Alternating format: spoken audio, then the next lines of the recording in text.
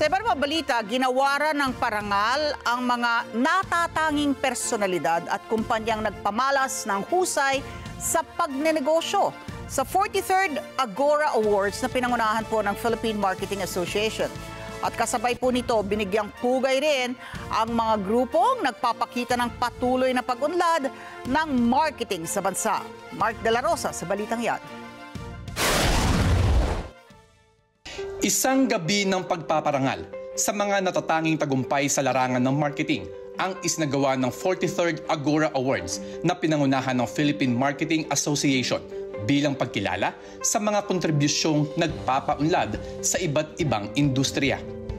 This year's 43rd Agora Awards brings us together to celebrate the superstars of marketing who perfectly embody our theme of stellar marketing innovators. So these trailblazers and leaders are making waves and continually setting new standards in the industry. Bukod sa pagbibigay parangal sa mga natatanging personalidad at kumpanyang nagpamalas ng husay sa pagnenegosyo, binigyang pugay rin ang mga grupo sa tatlong bagong kategorya na nagpapakita ng patuloy na pag-unlad ng marketing sa bansa. In every step of the way in R2R, we always think about what will make the artisan more empowered, what can provide more livelihood, but also what materials we can use so that we either reduce the impact, the environmental impact to the planet, or upcycle. So that means we're able to take away from the trash and then put it in the products.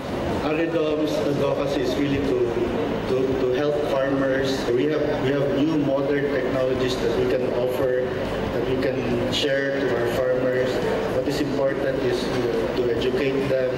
We want to help also not only in introducing new technologies, but in general, we want them to be educated, especially financially.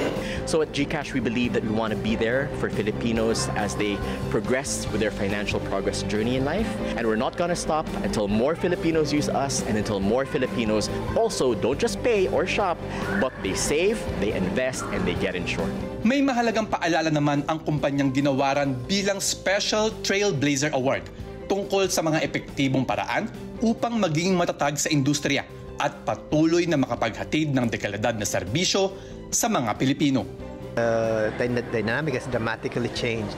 So it's really about keeping yourself updated, talking to your consumer, reaching out and understanding their points of, the touch points or points of contact where the brand can be relevant to them. So that's what we do. We stay relevant, we stay connected, and we stay updated.